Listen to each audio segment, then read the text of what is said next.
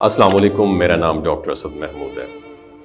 ہر عید قربان پر ایک سوال اکثر دلوں میں ابھرتا ہے، خاص طور پر ان لوگوں کے لیے جن کے والدین یا عزیز دنیا سے رخصت ہو چکے ہیں۔ وہ سوچتے ہیں ہم اگر ایک جانور کی قربانی کر اپنے مرحوم والد یا والدہ دونوں کو اس کا ثواب پہنچا سکتے ہیں، اور اگر ایسا ممکن ہے تو کیا ان دونوں کو آدھا آدھا ثواب ملے گا یا دونوں کو مکمل ثواب پہنچے گا؟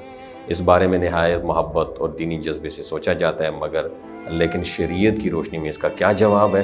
یہی بات ہمارا آج کا ٹاپک آف ڈسکشن ہوگا۔ نبی کریم صلی اللہ علیہ وآلہ وسلم کا عمل ہمارے لیے سب سے بڑی گائیڈ لائن ہے۔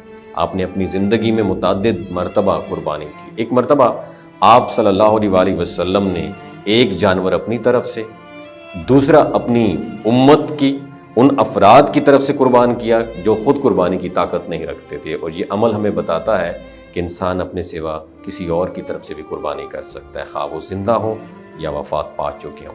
اب سوال یہ ہے، اگر کسی نے ایک جانور کی قربانی کی نیت اپنے مرحوم والد اور والدہ دونوں کے لیے کی تو کیا ثواب تقسیم ہو جائے گا یا دونوں کو پورا ثواب ملے گا؟ اس مسئلے پر علماء کے درمیان اختلاف ہے، کیونکہ قرآن و سنت میں اس بارے میں واضح کوئی گائیڈ لائن موجود نہیں، اس لیے اجتہاد کیا جاتا ہے۔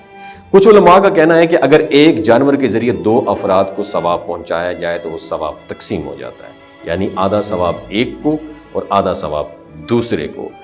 لیکن جو دوسری رائے ہے وہ یہ ہے کہ کیونکہ اللہ تعالیٰ کا خزانہ لامحدود ہے اور وہ بندوں کی نیتوں کو دیکھتا ہے، اس لیے یہ پاسبلٹی یہ ہے کہ دونوں کو مکمل ثواب عطا ہو۔ یہاں ایک اہم فرق یہ بھی سمجھنا ضروری ہے کہ قربانی زندہ افراد کی طرف سے کی جا رہی ہو تو بہتر یہی ہے کہ ہر فرد کے لیے الگ جانور ہو، کیونکہ زندہ لوگوں کے لیے قربانی کے اعمال کا ایک خاص حکم ہے۔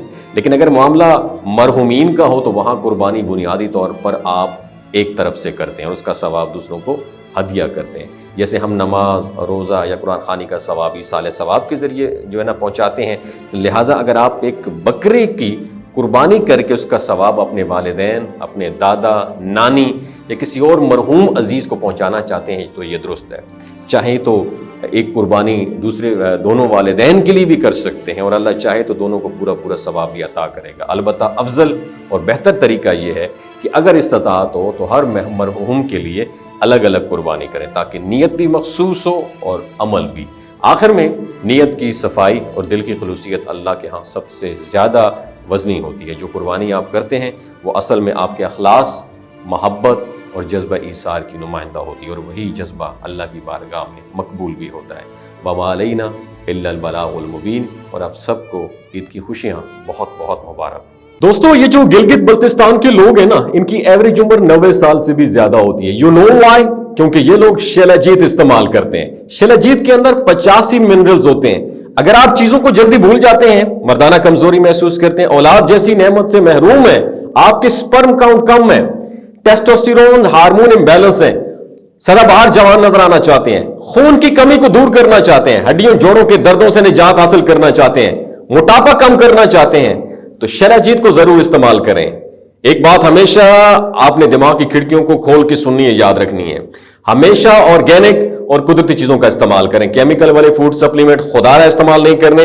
اگر آپ شیلاجیت کو آرڈر کرنا چاہتے ہیں تو ڈاکٹر اسد محمود کی پیور اینڈ نیچرل شیلاجیت کو نیچے دیے گئے نمبر پر واٹس ایپ کریں، آپ آرڈر کر سکتے ہیں۔ 3 باتوں کا خیال رکھنا ہے: حاملہ خواتین، ہائی بلڈ پریشر میں مبتلا افراد اور 15 سے 20 سال نوجوان نسل جو غیر شادی شدہ ہیں، سیکشول پاور کو بوسٹ کرنے کے لیے استعمال کرنا چاہتے ہیں تو ڈاکٹر کے ایڈوائس کے بغیر استعمال نہ کریں۔ باقی سارے لوگ بے دھڑک گرمی اور سردیوں میں استعمال کر سکتے ہیں۔ اپنا بہت خیال رکھیے گا۔